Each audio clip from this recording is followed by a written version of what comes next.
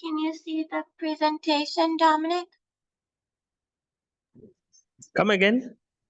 Can you see my screen? Yes, I'm able to see. Okay. So you can hear me fine, right? Yes, doctor. Okay. So we can start it. You can also ask me anything while I'm talking. But I know I spoke about this one shock before, but it's important to review it again. So if you remember the meaning of shock is when there's a failure of energy delivered to the tissues of the body. So not enough oxygen, not enough glucose, the energy delivering components to the actual tissue of the body. So the brain, kidney, heart, lungs, they all need oxygen to function, right? So if there's not enough oxygen, then there's shock. And shock is very common in children. It happens very quickly. So we need to always be alert that whether it's shock is happening. And the most important thing is to think about this early. We have to look for early signs of shock. And for that, we have to understand why shock happens. So why is there not enough oxygen, enough glucose, enough hemoglobin? Then we'll understand there's different types of shock. The most important ones for us to know at St. Theresa. Hypovolemic is very common. There's also anaphylactic, which is allergic. Then there's septic, which is also hypovolemic, but it's also its own type. So those are the main issues. So just to understand, this here is delivery of oxygen. When we don't have enough oxygen, shock happens. So what do we need for oxygen to be delivered? We need this one here, cardiac output, see? So how much fluid is the heart pumping? And then we need the amount of oxygen in the blood, which is usually in the hemoglobin, right? So the big two things for us to worry about delivery of oxygen is how much blood is there and how much hemoglobin is in the blood. These are the two important components that we have to think about. How much blood is there is determined by the preload, afterload, and contractility. So basically, how much of the volume is there that's going to be pumped by the heart, and how strong is the heart pumping, then what resistance is there to the heart pumping the blood. Okay, so that those are stroke volume. Those are the three things. And then you multiply that by how fast the heart is beating, and then you'll get the amount of output to the body. So the volume that the body is getting of the blood is determined by the amount in the heart, how much the heart is contracting, the resistance to the contraction, and how fast is it contracting. These all determine the cardiac output, which we saw here. The cardiac output is a major component of the delivery of oxygen. Does that make sense so far? Yes, doctor. Okay, pretty good. So then when we think about the cardiac output like I described, one of the major issues in hypovolemic shock is that there is less blood flow. So like we determined, we need preload and we need cardiac output for the oxygen to go to the body. If there's less volume, then that means less oxygen is being delivered. But then we have to remember that we also have heart rate, right?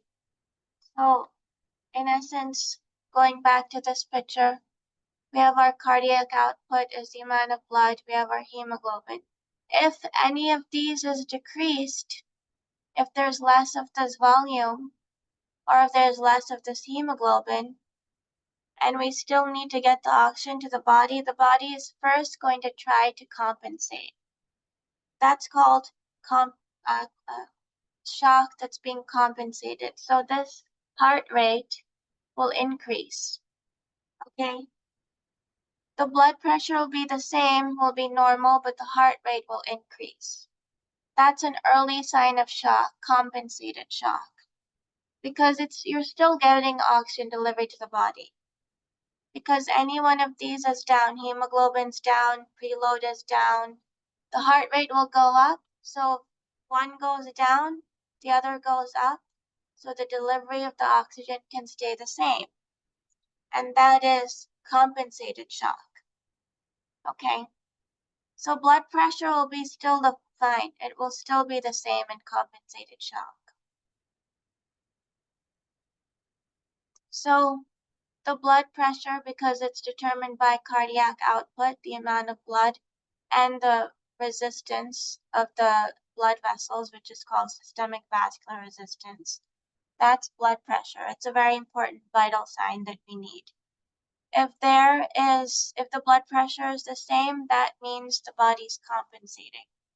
Once the blood pressure goes down, that's hypotensive shock, it's decompensated shock, and now that is a late sign, and it's very difficult to return from late shock. Once the blood pressure is down, that's very quickly that child will not be able to survive. Somebody else is here. Okay. So what are some signs of shock? What do we look for? Did I allow this person to?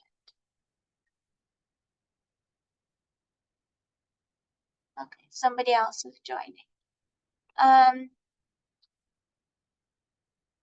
So then how do we know somebody's in shock? What do we look for?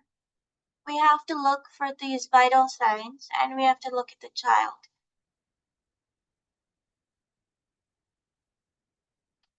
Hello, good morning.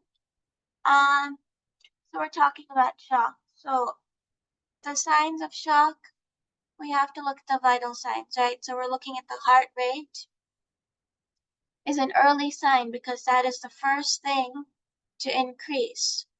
So this is what we need. We need the oxygen to be delivered. If our volume is going down, our hemoglobin is going down, our heart rate is going up. So if we have a child with normal blood pressure, but the heart rate is high, we have to suspect shock. Okay. So high heart rate is an early, low blood pressure is a late.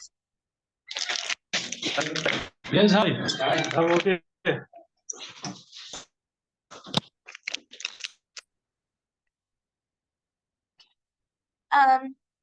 Okay, so we look at this child, if their heart rate is high, and then we can also look at the amount of fluid they have. So we have to check their pulses. We have to check their skin. Is their skin cool? What is their capillary refill? Is it fast? Is it slow? We have to ask how much have they been drinking? Are they taking in? Are they putting out? Are they vomiting? Do they have urine output? We have to look at all of the body functions in every system to see how they're working, and that will give us signs about shock too. Do you know about how to check capillary refill? Do you know how to check capillary refill and what that means?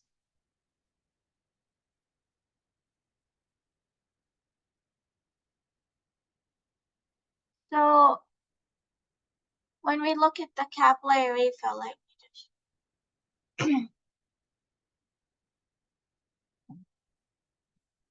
can you see me? Yes. Okay. So when you look at Okay. the hand, right, you look at the fingers of the child and you press down and you're restricting the blood, right? So when you Yes.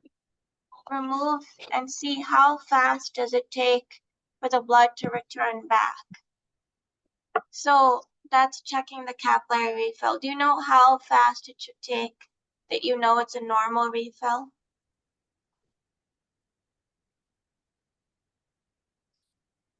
It should take 1 second, 2 seconds, 5 seconds. How fast should the refill happen? If you look at your own, how fast is it refilling? Okay, the refill may occur in less than 3 seconds, but if it is more than 3 seconds, it's a bit sluggish. Yeah, no, exactly. I go more with 2 seconds, but some are 2 to 3 seconds. And like you said, it should be brisk, not sluggish. So if it's coming back in 3 seconds, it's very slow. That is a sign of dehydration. And that means that you're not having enough fluid volume, which means that you are at risk for that child being in shock. Okay. So that's something to look for, see? And also you'll notice that the child may have cooler skin. The pulses are not like strong too. You might have a hard time feeling the pulses. You have to check the pulses in the radial, or child, you can check the brachial, the femoral pulses. You have to feel for pulses. Then you also have to check and ask the parent, is the child outputting any urine? Are they having diarrhea? Are they vomiting? So you know all of these are telling you the fluid status. So intake and output, these are all important for managing and preventing shock. So like I said before, this is hypovolemic shock when you have children with diarrhea, vomiting, or if they're having respiratory illness, they're not intaking fluid, they're not drinking well, they have fluid loss, or they have less volume. Then distributive means that they have the volume, but it's going into the third space. It's not going into the blood, but it's going into the tissue. Septic shock can do this when there's blood infections, and allergic reactions. Anaphylactic shock can do these things. So there's enough fluid, but not in the right space. Septic shock can be also hypovolemic. So if a child is very sick, they're not intaking, or they're losing fluid, but also they're having it in the third space. So it's both types. So like I said, the hypovolemic, you can have blood loss. Inadequate intake is a big thing. Sick children don't like to drink fluid. When they don't drink fluid, they are more prone to shock. Then septic shock, fluid loss, vomiting, diarrhea are all fluid loss causing hypovolemic shock too. Hi, Patrick. Good morning. We're not having anyone. So those We are need all to respect. reasons for hypovolemic shock. So there's less preload. We go back to this one. Hypovolemic shock affects this area. See? Less cardiac output because there's less preload. There's less fluid in the body, so there's less to be output. So our heart rate will go up to increase delivery of oxygen. And remember, blood pressure can be normal at first. Then later the blood pressure goes down. That means it's a bad sign. Okay. The other things that can happen, it's not just the heart rate, but you can also see the child has weaker pulses, cooler skin, and respiratory rate is going up. When children are breathing heavy, it may not only be a respiratory problem, it might also be metabolic problem. So they can be breathing fast because remember when you have less volume, you're going into metabolic acidosis, which means you breathe faster to let go of the acid too to the respiratory tract. So breathing fast is a compensation mechanism for less volume. So when you see a child breathing heavy, it may be respiratory, but also can be metabolic. So think about shock when any of the vital signs are having a problem. Ask the mother, did the child give any urine? If they're not urinating much, that means two things, right? If they're not intaking, how will they output? You can only urinate if you're taking enough fluid. If you're not taking enough fluid, there's nothing to put out. Secondly, if there's not enough volume and oxygen, it can damage the organs. So maybe the kidneys are starting to be damaged. So you have to ask about urine output. Then in this distributive shock and anaphylactic shock, they can have allergic reaction, right? Allergic reaction makes the histamines in the body and the capillaries more permeable. So fluid goes into the third space tissues and it's not enough in the blood vessels. So it's not going to go to the organs. So that can cause shock too.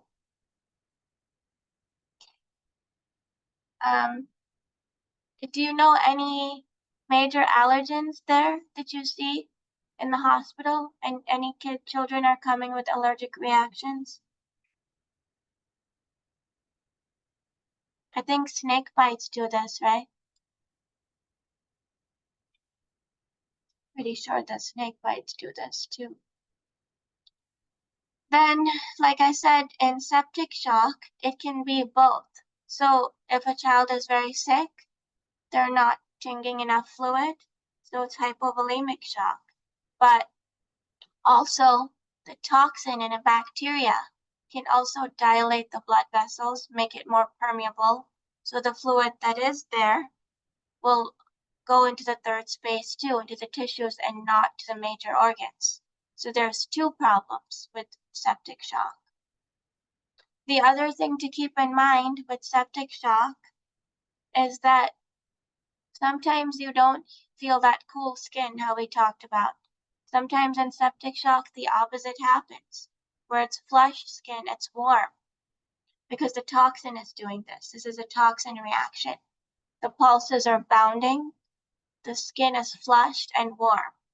So if a child is looking sick and then they have bounding pulses and warm, flushed skin, don't be fooled that it's not shock. It can still be shock, especially if they've been having fevers and they're very sick with the bacteria. So these are the signs, some of the signs of breathing can be normal in shock, but remember the respirations can also be increased in order to compensate. Breath sounds can be normal. Hypovolemic shock, the breath sounds are normal. But in distributive shock, the third spacing is happening. Some of the third space, it's going to the lungs. So there could be crackles in the lungs. So,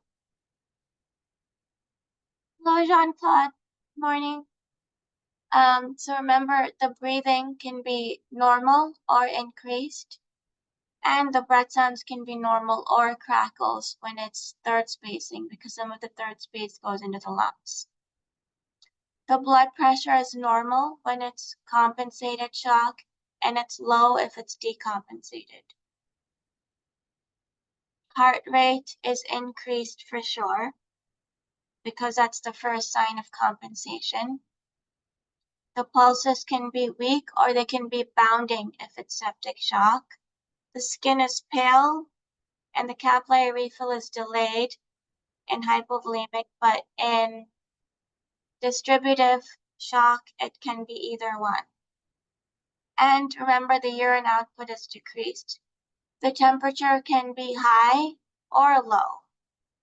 So it can be a fever or it can be hypothermia, which is low temperature.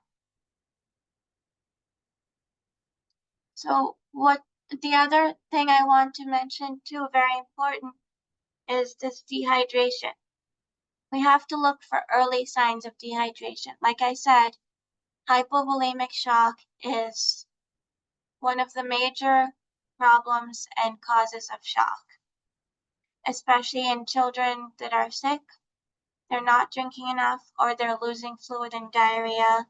So we have to look for dehydration, which coincides with shock. So there's mild, moderate, and severe. So these mild symptoms of dehydration, we have to check. Always ask the parents, is the child urinating? We have to keep a track of the ins and outs. How much are they drinking? How much are they urinating? And also, are they vomiting? Are they having diarrhea? Look at their mouth. Do you know the mucous membranes? How should the lips look? How should normally the lips look in a child that is well? I'll let anybody answer. Now we have lots of people here, so anybody can answer this question. What is the mucous membranes? How do you check them and what should they look like if they're hydrated?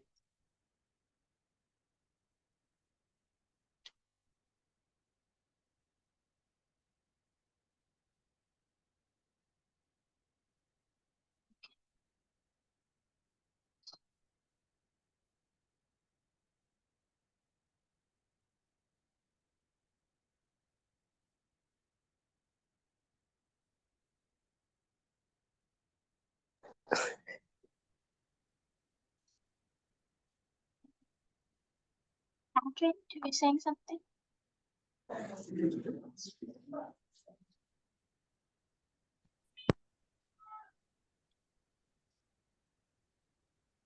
So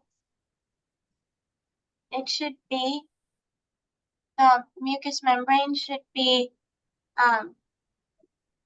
not, that dry and chapped. It shouldn't be like that. It should be like how everybody should be looking today. There should be, even if you open the child's mouth, it should be pink. The tongue should look pink. There should be some saliva, right? And if you look at the under the eyelids too, you have to check that it's pink and that it's moist there in the eyelids. Then if there's any moderate dehydration, then you start to have that capillary refill becomes sluggish. The heart rate starts to go up. There is also high respiratory rate. And then you check the fontanelles if it's a baby. If it's baby and their anterior fontanelle is still open, check if it's sunken, right? It shouldn't be going deep. So you should check all of those signs to check if they're dehydrated. Then severe, at this point, then the baby is not arousable, not crying. They're in more respiratory distress. They're having very high tachycardia. They're not urinating. And the blood pressure now is going down, right? So like I said, a sign of decompensated shock, which is also severe, it can be severe dehydration, is low blood pressure. Once you have low blood pressure, it's very tough to then treat that baby or patient or child. So what are the goals? What should we do to treat,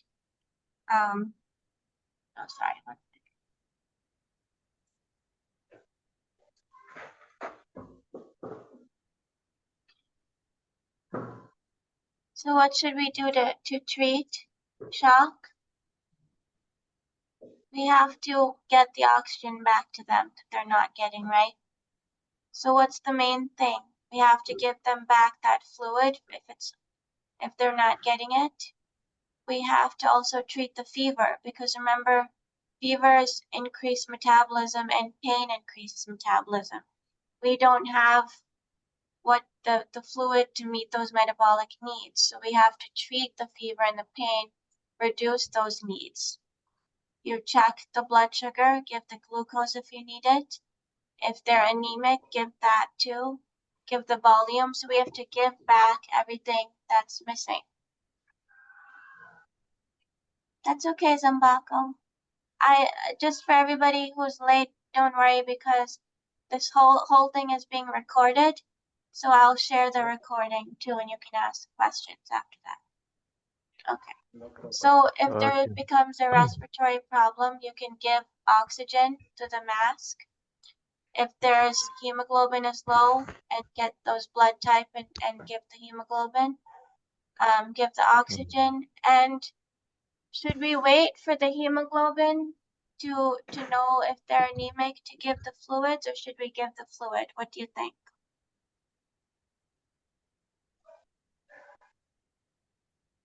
What should we do if we have a child, we don't know if they're anemic, but we know they're hypovolemic? What should we do?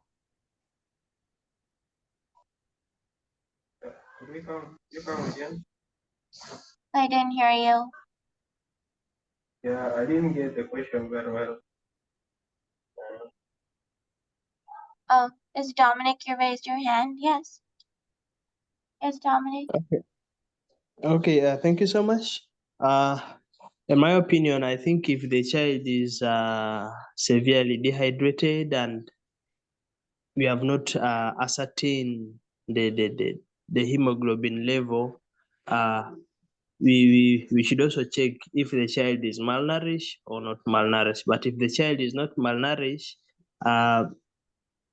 if the blood group is not ascertained, we can give a minimal amount of fluid so that while we continue processing HB to be estimated, then child can be sustained. That's my opinion. Thank you.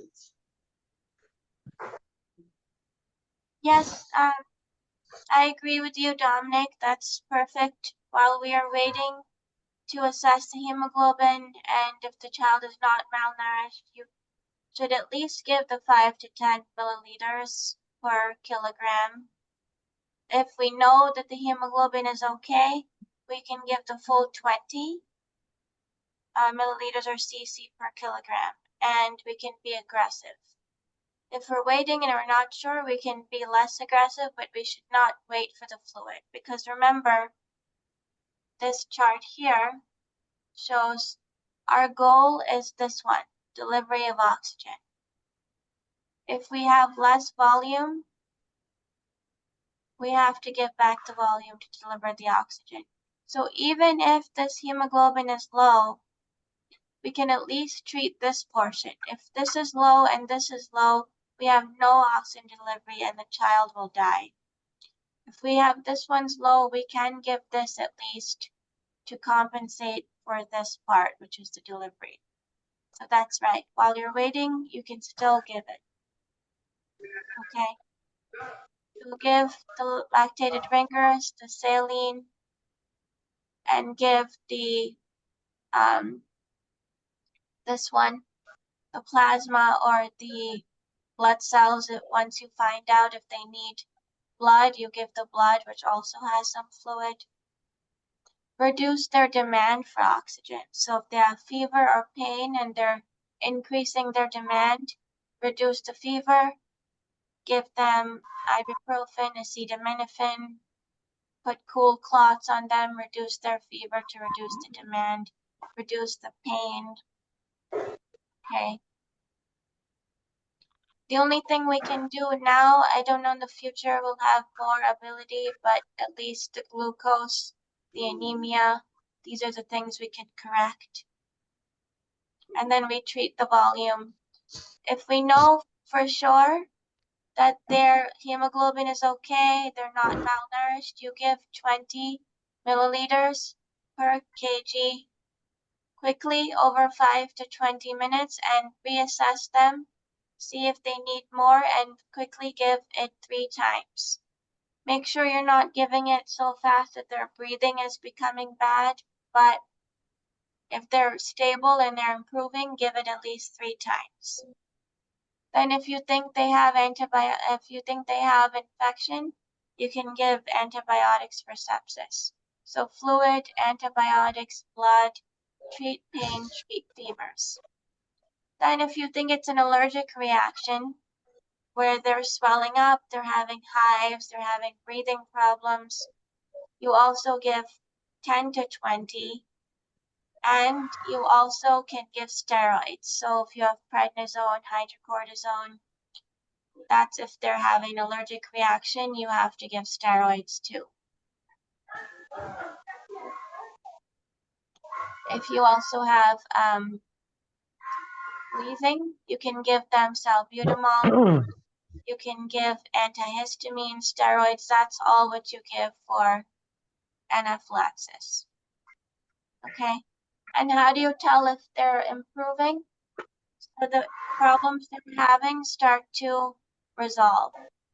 The vital signs are improving, the blood pressure is normalizing, the heart rate's coming down, capillary fill is improving, and mainly they're becoming more awake, they're responding more, they're not as sluggish. Okay, that's the end of my presentation, but does anybody have anything to add or to ask right now?